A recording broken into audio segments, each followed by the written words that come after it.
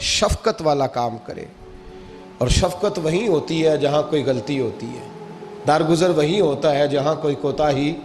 عورت اطاعت کرے، فرما برداری کرے، اس کو حکم ہے، خامن درگزر کرے، شفقت کرے، اور کوئی کوتاہی دیکھے، کوئی غلطی دیکھے، اس پر پردہ پوشی کرنے کی کوشش کرے۔ یاد رکھیں، اعلیٰ حضرت فاضل بریلوی رحمۃ اللہ علیہ فرماتے ہیں جو مردان خدا ہیں، جو اللہ کے بندے ہیں، جو مردان خدا ہیں، فرمایا ان کا طریقہ تو یہ ہے کہ وہ اپنے گھر والوں کی بڑی بڑی غلطیاں معاف کرتے ہیں، بڑی بڑی کوتاہیاں، بڑی بڑی۔ حضرت ابو الحسن رحمۃ اللہ تعالیٰ علیہ، جناب ابو الحسن خرقانی بہت بڑے درویش صوفی گزرے اور صاحب بصیرت اور زندہ اور بیدار مغز صوفی تھے، صرف ہو والے صوفی نہیں تھے۔ ان کو خبر ہی نہیں کہ معاشرے میں میں کھٹکتا ہوں دل عالم میں کانٹے کی طرح، اور تو فقط اللہ ہو اللہ ہو اللہ ہو۔ حضرت ابو الحسن خرقانی خانقاہ بھی آباد کرتے تھے، اور معاشرے میں کبھی ظلم ہوتا تھا تو بادشاہوں کا جا کے حقہ پانی بھی بند فرما دیا کرتے تھے۔ بڑے بیدار مغز اور بیدار ذہن صوفی تھے۔ حضرت بایزید بسطامی رحمۃ اللہ علیہ کے سجادہ تھے، اور محمود غزنوی آپ کا مرید تھا۔ اب بہت صاحب بصیرت بادشاہ ہوا ہے، وہ آپ کا خدمت گزار تو حاضر ہوتا تھا۔ محمود غزنوی کہتے ہیں جب میں پہلے دن گیا تو بابا جی مجھے اٹھ کے نہیں ملے، بیٹھے بیٹھے سلام کیا، واپس آنے لگا تو مجھے چھوڑنے آئے میری سواری تک، تو میں نے کہا حضرت جی جب آیا تھا تو پوچھا بھی نہیں اور اب چھوڑنے آ گئے؟ تو فرمانے لگے جب تو آیا تھا تیرے اندر تکبر تھا، تو کہتا تھا مولوی بادشاہوں کو اٹھ کے ملتے ہیں اس لیے نہیں ملا، اور اب تو سوچ رہا ہے کہ نہیں سارے مولوی ایک طرح کے نہیں ہوتے، اس لیے میں تیری عزت دینا تیرے لیے ضروری سمجھا ہے، اس لیے تجھے چھوڑنے آیا ہوں۔ حضرت ابو الحسن بڑے صاحب بصیرت آدمی۔ ایک آدمی یمن سے آیا کئی 100 کلومیٹر کا سفر طے کر کے ملنے، اس نے دروازے پہ دستک دی، حضرت کے گھر کے دروازے، بادشاہ کے پیر ہیں۔ اندر سے بی بی صاحبہ بولی کون ہے دروازے پہ؟ فرمایا میں یمن سے آیا ہوں یا مصر سے آیا ہوں، بڑی دور سے ملاقات کرنی ہے۔ حضرت صاحب کدھر ہیں؟ تو بی بی کہنے لگی تجھے بھی کوئی کام نہیں جس طرح اسے کوئی کام نہیں، تو بھی فارغ ہے اس کی طرح، بس یہی اللہ ہو اللہ ہو، یہی ڈیوٹی ہے تیری بھی۔ میں نے کہا یار اتنا بڑا صوفی اور گھر میں اس کا کیا حال ہے، وہ بات کرنے والی؟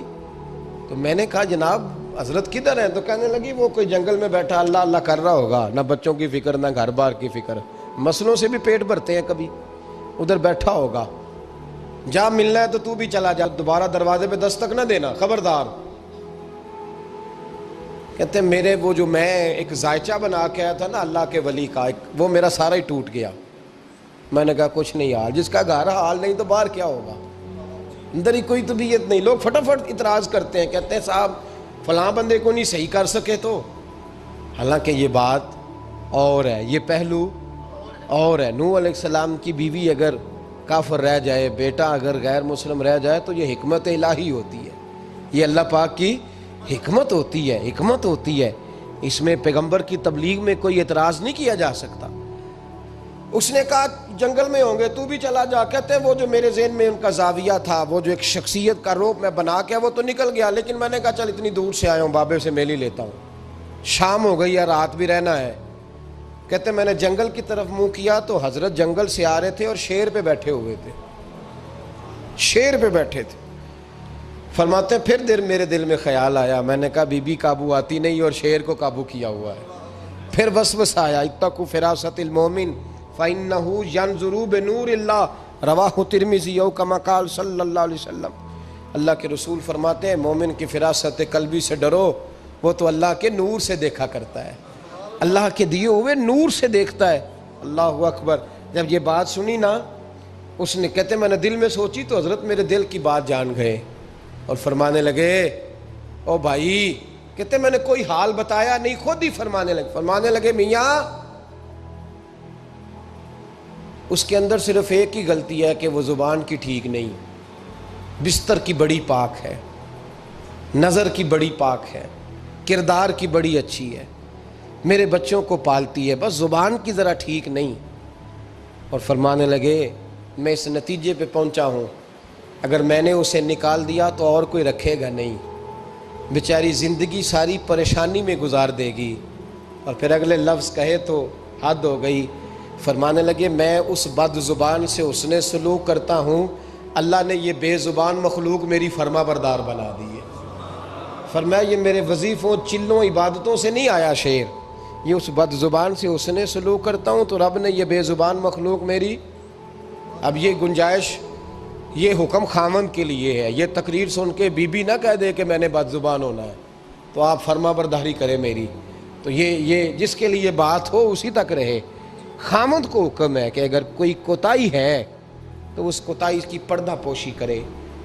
گھر جو ہوتا ہے نا، گھر کچھ چیزیں اجازت نہیں دے رہی میری کہ میں کچھ اور بات آپ سے کروں، کچھ آپ کو نیند بھی آ رہی ہے۔ دیکھیں پورا وجود سلامت ہو اور اندر روح نہ ہو تو بندہ زندہ رہ سکتا ہے؟ جڑے نہیں بولے انہیں رہ لینا میرا خیال۔ وجود ہو سارا سلامت ہے لیکن روح سلامت، بندہ بچ جائے گا؟ بولے نا یار، جنہیں نیند آ رہی ہو بولو، نہیں نہ رہ سکتا۔ پورے گھر میں ہر شے ہو، ذمہ داری سے بات کر رہا ہوں، پورے گھر میں ہر شے موجود ہو، اگر گھر میں دین نہ ہو تو گھر چلتا نہیں چل سکتا۔ جس گھر میں نماز نہ ہو وہ گھر نہیں چلتا، جس میں قرآن پاک نہ ہو وہ گھر، اس لیے کہ دین روح ہے۔ دین اگر گھر میں دین نہیں تو گھر چل سکتا؟ سن لے حدیث پاک ترمذی شریف کی، نبی کریم علیہ الصلاۃ والسلام، یہ بھی حق ہے، یہ آخری بات اس عنوان پہ سنیں، یہ حق آخری ہے، اس کو بھی سمجھیں۔ ترمذی شریف میں نبی پاک علیہ السلام نے فرمایا، دعا دی حضور نے، نبی پاک فرماتے ہیں اللہ اس بی بی کو جزائے خیر دے، اللہ اس پہ رحم فرمائے جو سویرے اپنے خاوند کو نماز کے لیے جگاتی ہے، اور اگر نہ اٹھے تو پانی ڈال کے جگاتی ہے، اور فرمایا اللہ اس خاوند پر رحم کرے جو سویرے اپنی بیوی کو نماز کے لیے جگاتا ہے، اور اگر نہ اٹھے تو پانی ڈال کے جگاتا ہے، رحم کرے۔ سب سے زیادہ حق میاں بیوی کا ایک دوسرے کا ساتھی ہے کہ انہیں دیندار بنائے۔ دین کی جس بات کا خامند کو پتہ ہے، اعلیٰ حضرت نے لکھا ہے کہ خامند کی ذمہ داری ہے بیوی کو تعلیم دینا، یہ اس کی ڈیوٹی ہے پردے کا پابند کرانا، اس کی ذمہ داری ہے کہ اسے قرآن و سنت کے جو احکام پتہ ہے اپنی بیوی کو سکھائے، اس کو بتلائے، اس کو سمجھائے، ذمہ داری ہے اس کی۔ فرمایا اللہ اس پہ رحم کرے، ذمہ داری ہے، ایک دوسرے کو مذہب سے آشنا کریں، پیار کے ساتھ محبت کے ساتھ قائل کریں۔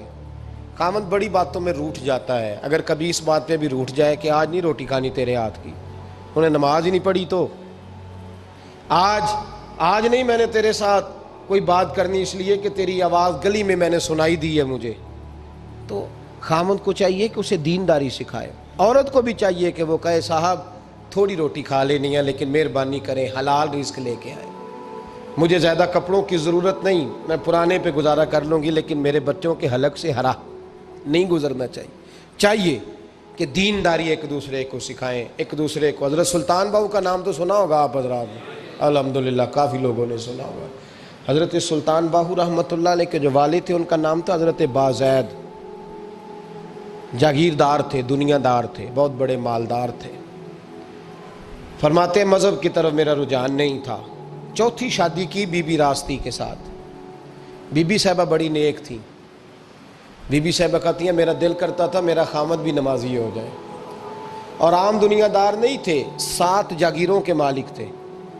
بڑا مشکل ہوتا ہے، پیران نظام کے آستانوں پہ غریب لوگ رہ گئے، جڑا 4 جماعتاں پڑھ جائے یا پیسے آ جائیں انہوں نے تو کسی پیر دی لوڑ ہی کوئی نہیں، اور اگر بندہ مالدار ہو تو کئی پیر ہو دے آپ مرید ہوندے نے، وہ کہتے ہیں مینوں آپ کنے پیر سلوٹ کر دیں۔ ایک صاحب نے میری ایک دفعہ افطاری کی تو کہنے لگے آپ کی افطاری ہے، اس جگہ ایک اجتماع سے میں نے بیان بھی کرنا تھا، تو واپسی پہ ان کے ہاں انہوں نے مجھے فوٹویں دکھانی شروع کر دی۔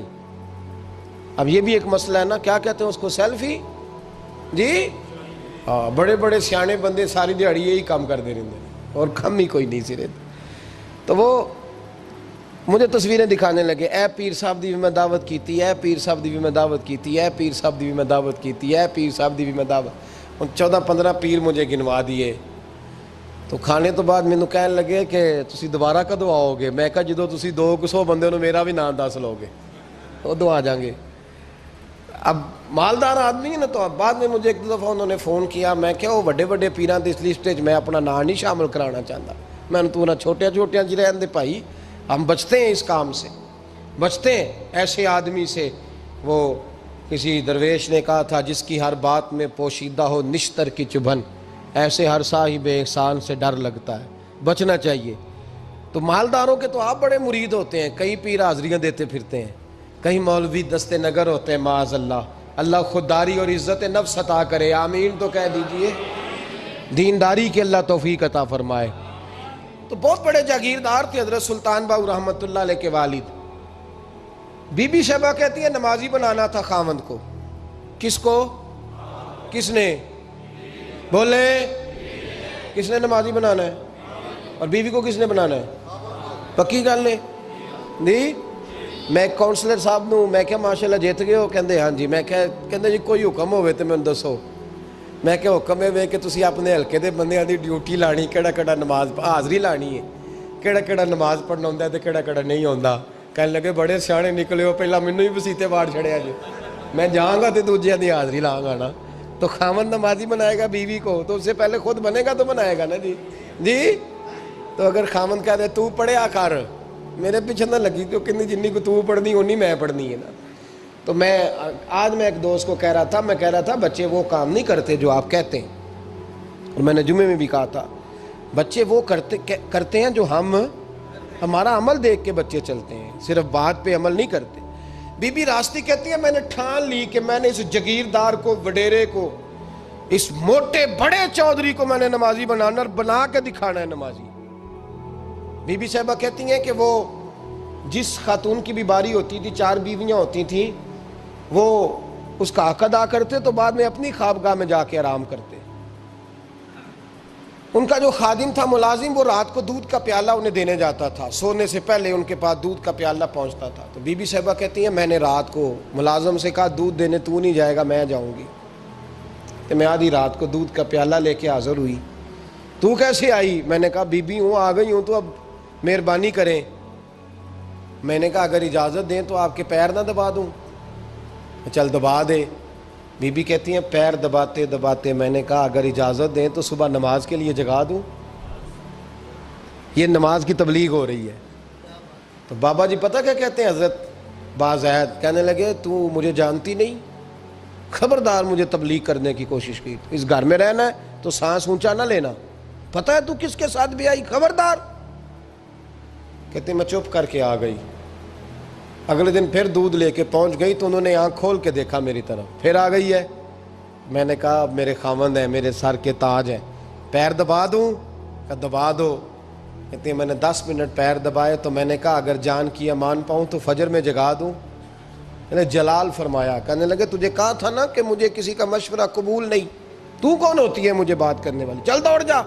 بی بی صاحبہ کہتی ہیں میں 10 دن جاتی رہی۔ کتنے دن؟ انہوں نے سختی بھی کی، برا بھلا بھی کہا، اور کئی دن یہ بھی کہا کہ کل آئی تو پھر یاد رکھنا۔ کہتی ہیں 10ویں دن میں گئی تو حضرت بازید کہتے ہیں میرے دل میں خیال آیا یہ جان چھوڑنے والی نہیں، یہ باز نہیں آئے گی، اور چلو ہے بھی تو میری بیوی، غلط بات بھی کوئی نہیں کر رہی، کہہ بھی نماز کر رہی ہے۔ کہنے لگے اگر میں سویرے اٹھ جاؤں تو پھر دوبارہ تو نہیں آئے گی، تو دوبارہ تو نہیں آئے گی۔ یہ دیکھیں میاں بیوی کا آپس میں رشتہ، سویرے اگر میں اٹھ جاؤں نماز کے لیے تیرے کہنے پہ تو میری جان چھوڑ دے گی تو؟ بی بی صاحبہ کہنے لگی میں دوبارہ نہیں آؤں گی، آپ مہربانی کریں سویرے اٹھ جائیں۔ کہنے لگے چل تو میری بیوی ہے، ایک بار مان لیتا ہوں تیری بات، سویرے جگا دینا۔ بی بی راستی کہتی ہے میں پہلے سو کے اٹھا کرتی تھی، وہ رات میں سوئی نہیں، کہتی ہے میں ساری رات رو کے گزار دی، ساری رات، اور بیدار رہ کے گزار دی۔ سویرے فجر کے وقت پانی گرم کیا، بغل میں مصلی لیا، خامد کو بیدار کیا، وضو کرایا، اور کہتی ہیں جب وہ اللہ اکبر کہہ کے سنتوں کی نیت باندھی تو میرے اس طرح آنسو گرے جیسے سیلاب آتا ہے اور دریا کا بند ٹوٹتا ہے، اور میں نے رو کے کہا مولا میرے اختیار میں یہیں تک تھا، میں مسلح پہ کھڑا کر سکتی ہوں، میں دل تو نہیں نہ بدل سکتی، وہ تیرے قبضے میں ہے، مقلب القلوب ہے، فضل کار، اس کا دل بدل دے۔ فرماتی ہیں میں روتی رہی، 2 رکعتیں پڑھ کے میری طرف دیکھا تو فرضوں کی نیت باندھ لی، اور 2 فرض پڑھ کے پھر میری طرف دیکھا، کہنے لگے خبردار سویرے جگانے آئی تو۔ میں نے کہا جی نہیں جگاتی۔ میری طرف دیکھ کے کہنے لگے تو نہیں جگائے گی آج کے بعد میں تجھے نماز کے لیے جگایا کروں گا، میں تجھے جگاؤں گا۔ آپ فرمانے لگی وہ نمازی بن گئے، میں پہلے ہی نمازی تھی۔ جب ان 2 نمازیوں کا ملاپ ہوا تو اللہ نے سلطان باہو جیسا بیٹا عطا فرمایا، سلطان باہو جیسا بیٹا عطا فرمایا۔ میرے بھائی، میاں بیوی ایک دوسرے کو دیندار بنائیں گے، ایک دوسرے کو نمازی بنائیں گے، وہ ایک دوسرے پہ، اور کس طرح کا؟ بڑا مشکل ہوتا ہے بیوی اپنے خاوند کی تعریف کرے، مشکل ہوتی ہے۔ اعلیٰ حضرت فاضل بریلوی رحمۃ اللہ تعالیٰ علیہ کی زوجہ، ان کا طریقہ یہ تھا کہ وہ اتنی شناسہ ہو گئی تھی، اعلیٰ حضرت لکھتے تھے تو وہ واقف ہو گئی تھی، وہ کتاب کا اعلیٰ حضرت فرماتے تو وہی کتاب اٹھا کے زوجہ لاتی۔ اس زمانے میں قلم بنتے تھے اپنے ہاتھوں سے، لوگ چھری لے کے اس کے ساتھ قلم بنایا کرتے تھے، تو قلم بنا کے سیاہی رکھتی، کاغذ کئی دفعہ ڈانٹ دیتے، اعلیٰ حضرت کئی دفعہ ڈانٹ دیتے، لیکن اماں جی سنتی۔ وقت وصال آیا تو ایک دن فرمانے لگے حامد رضا کی ماں، تو نے ساری زندگی مانگا کچھ نہیں، تو نے میری بڑی نوکری کی، میرے دین کے کاموں میں سب سے بڑی مددگار تو تھی، چل کچھ چیز مانگ لے۔ جب دین کے رشتے ہوتے ہیں تو پھر معاملے بھی دینداری کے طے ہوتے ہیں، کچھ مانگ لے۔ بڑا کچھ مانگ لیتی ہیں نا بیویاں، بڑا کچھ۔ اعلیٰ حضرت کی زوجہ کیا کہتی ہیں میں نے آپ کو صبح و شام دیکھا ہے، میں نے آپ کے دکھ سکھ دیکھے، خوشی غمی میں آپ کا رویہ دیکھا ہے، میں نے آپ کو ہمیشہ دیندار اور پرہیزگار پایا ہے، اگر مجھے کچھ دینا ہے تو ہاتھ اٹھا کے میری بخشش کی دعا کر دیں، اور اگر صبح قیامت مجھے ضرورت پڑی تو میری سفارش کر دیں گے۔ اعلیٰ حضرت رو پڑے، یہ دینداری کے رشتے ہیں، رو پڑے۔ فرمانے لگے تیرے ساتھ وعدہ ہے، مصطفیٰ کریم صلی اللہ علیہ وسلم کے صدقے احمد رضا جب جنت میں جائیں گے تو تجھے ساتھ لے کے جنت میں جائیں گے، ساتھ لے کے جائیں گے۔ تو بھائی دینداری بنائیں، ہن لباس لکم وانتم لباس لہن، وہ تمہارا لباس ہے اور ان کا لباس ہو۔ رمضان شریف آ رہا ہے، ارادہ کر لیں کہ تراویحیں ساری جماعت کے ساتھ پڑھنی ہے، پڑھیں گے انشاءاللہ تعالی۔ نوجوانوں سے میری گزارش ہے، جوان بچوں سے، ضروری کوئی مذہبی چیز آپ نے دیکھنی ہو، سننی سنانی ہو تو ٹھیک ہے، ورنہ رمضان میں موبائل استعمال نہ کریں، مہربانی فرمائیں، ارادہ کریں۔ اگر کبھی مجبوری بن جائے نا تو ہسپتالوں میں بھی 2-2 گھنٹے بندے کو ایک ٹانگ پہ کھڑے ہونے پڑ جاتا ہے، پاسپورٹ کے دفتر لوگ کھڑے رہتے ہیں، شناختی کارڈ کے دفتر کھڑے رہتے ہیں۔ ارادہ کرو قرآن پاک سننے کا، اور مسجد میں حاضر ہو کے با جماعت 20 تراویحیں پوری پڑھو، اور عشاء سے پہلے آؤ، سنتیں ادا کر کے مسجد میں نماز پڑھو۔ روزہ کوئی شیطانی وسوسہ قریب نہ آنے دو، روزے رکھنے ہیں اور انشاءاللہ رکھنے ہیں، پورے رکھنے۔ مزدور آدمی جو مزدور ہے وہ کہتا ہے میں مزدور ہوں، میں کیسے رکھوں؟ او خدا کے بندے، رب تعالیٰ نے تیرے اوپر فرض کیے ہیں، وہ کہتا ہے میں وہ چیز فرض کرتا ہی نہیں جو تو اٹھا نہ سکے، اس کو پتا تھا ہم رکھ لیں گے تبھی فرض کیے نا، اور مزدور کو تو اللہ اجر بھی زیادہ عطا کرتا ہے، کسی وسوسے پہ نہ لگے۔ اور قرآن، یہ 2 باتیں ہو گئی، روزہ اور تراویح، اور تیسرا دن کے 2 حصے کریں، جو وقت بچ جائے اس کے 2 حصے کریں، آدھے حصے میں قرآن پاک پڑھنا ہے اور آدھے حصے میں درود و سلام پڑھنا ہے، یہ وظیفے پکے کر لیں۔ اور جو لوگ غریبوں کی مدد کرتے ہیں، مسکینوں کی، یتیموں کی، ان سے میری گزارش ہے کہ وہ مہربانی کریں تو 1 رمضان کو لوگوں کے ساتھ تعاون کریں۔ کس تاریخ کو جی؟ بولے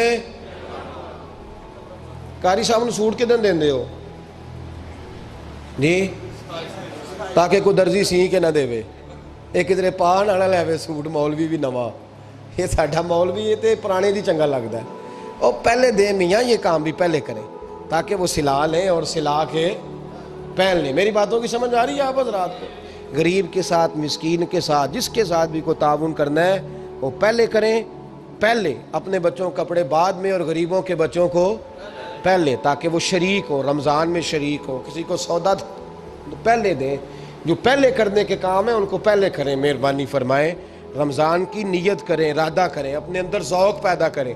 میں نے اپنے دوستوں کو کل سبق دیا ہے کہ کام مجبوری سے بھی ہو جاتا ہے اور شوق سے بھی، لیکن مجبوری سے کرنے سے مزہ نہیں آتا، شوق سے کریں تو مزہ ہی آ جاتا ہے، مزہ نہیں، مزہ ہی آ جاتا ہے۔ تو کام کریں گے، لطف آئے گا آپ کو روزے رکھنے کا، عبادت کرنے کا، لیکن لطف کے ساتھ کریں، اپنے اوپر